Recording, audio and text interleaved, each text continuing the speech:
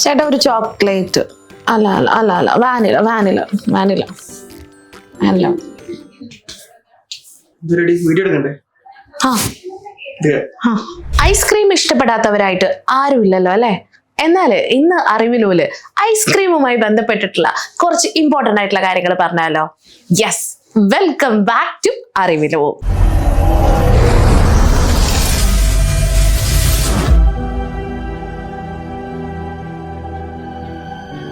ചെറിയ കുട്ടികൾ മുതൽ മുതിർന്നവർ വരെയുള്ള ആളുകൾക്ക് ഭയങ്കര ഇഷ്ടപ്പെട്ടിട്ടുള്ള ഒരു ഡെസേർട്ട് ഐറ്റമാണ് എന്ത്?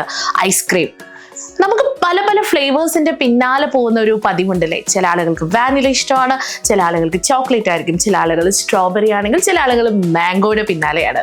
പക്ഷേ ദ തിങ് ഈസ്, ഐസ്ക്രീം എന്ന് പറയുന്ന ഈ ഒരു മധുരം നിറഞ്ഞിരിക്കുന്ന ഈ പലഹാരം എന്നൊന്നും പറയാൻ പറ്റില്ല, ഈ ഒരു ഡെസേർട്ട് ഐറ്റത്തിനെ കുറിച്ച് നിങ്ങൾക്ക് വല്ലതും അറിയോ?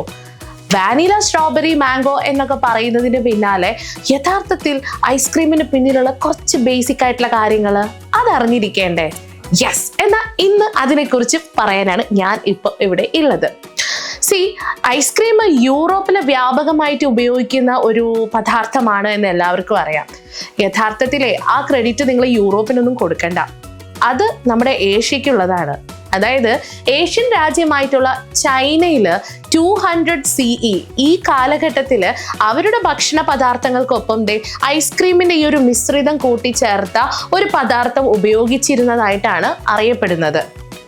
പിന്നീട് 1000 വർഷങ്ങൾക്ക് ശേഷം പര്യവേഷകനായിട്ടുള്ള മാർക്കോപോളോ ഇല്ലേ, മാർക്കോപോളോ ചൈനയിൽ നിന്ന് തിരിച്ച് യൂറോപ്പിലേക്ക് പോകുമ്പോൾ ഐസ്ക്രീം റിലേറ്റഡ് ആയിട്ടുള്ള റെസിപ്പി യൂറോപ്പിൽ മൊത്തമായിട്ട് വ്യാപിപ്പിക്കുകയാണ് ചെയ്തത്.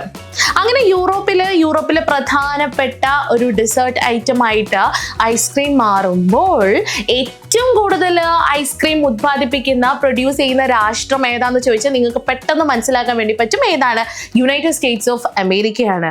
പക്ഷേ ആഗോളതലത്തിൽ ഏറ്റവും കൂടുതലായിട്ട് ഐസ്ക്രീം ഉപയോഗിക്കുന്ന രാഷ്ട്രം ഏതാണെന്നറിയോ? ന്യൂസിലാൻഡ്. അമേരിക്കയെ കുറിച്ച് പറഞ്ഞത് കൊണ്ട് തന്നെ ഒരു കാര്യം കൂടെ പറയാൻ ഞാൻ താല്പര്യപ്പെടുന്നുണ്ട്. നമ്മുടെ രാജ്യത്ത് ഏതെങ്കിലും ഒരു മാസം ഐസ്ക്രീം മന്തായിട്ട് സെലിബ്രേറ്റ് ചെയ്യുവാണെങ്കിൽ എങ്ങനെയുണ്ടാവും?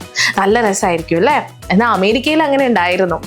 റൊണാൾഡ് റീഗൻ എന്ന് പറയുന്ന പ്രസിഡന്റിന്റെ കാലഘട്ടത്തിൽ ജൂലൈ മാസത്തിൽ ഐസ്ക്രീമിനെ എന്ത് ചെയ്തിട്ടുണ്ട്? ഈ ഒരു ഐസ്ക്രീം വാരമായിട്ട്, ഐസ്ക്രീം ആഴ്ചയായിട്ട് ജൂലൈ മാസത്തിലെ 3ാമത്തെ ഞായറാഴ്ച സെലിബ്രേറ്റ് ചെയ്യപ്പെടുകയുണ്ടായി റൊണാൾഡ് റീഗന്റെ ഭരണകാലഘട്ടത്തിൽ. ഇനി അത് പോട്ടെ, അതൊക്കെ പോട്ടെ, ലോകത്തിലെ ഏറ്റവും കൂടുതൽ ഫോളോവേഴ്സ് ഉള്ള ഐസ്ക്രീം ഫ്ലേവർ ഏതാണെന്ന് അറിയോ? It's vanilla. വാനിലയ്ക്കാണ് ഏറ്റവും കൂടുതൽ ഐസ്ക്രീം ഫ്ലേവേഴ്സ് ഉള്ളത്. അതും പോട്ടെ, ലോകത്തിലെ ഏറ്റവും വലിയ ഐസ്ക്രീം കോൺ റീസെന്റ് ആയിട്ട് 2015 നോർവേയിലാണ് ഉണ്ടാക്കിയത്. ഏകദേശം 10 അടി ഫീറ്റാണ് ഈ ഐസ്ക്രീം കോണിനുള്ളത്. ഐസ്ക്രീം എന്ന് പറയുമ്പോഴേ നമ്മുടെ മുന്നിലേക്ക് എത്തുന്ന മറ്റൊരു ഐറ്റം ഉണ്ട്. ഐസ്ക്രീം റിലേറ്റഡ് ആയിട്ട് തന്നെയാണ് ഫലൂദ ശരിക്കും പറഞ്ഞാൽ ഒരു ഇറാനിയൻ ഐറ്റമാണ്. ഇറാനിൽ വളരെ വ്യാപകമായിട്ട് different kinds of falooda use ചെയ്യുന്നുണ്ട്. അപ്പൊ ഐസ്ക്രീമിന് പിന്നിൽ ഇതിനേക്കാളും കൂടുതൽ രസകരമായിട്ടുള്ള കാര്യങ്ങൾ നമുക്ക് അറിയാനുണ്ട്.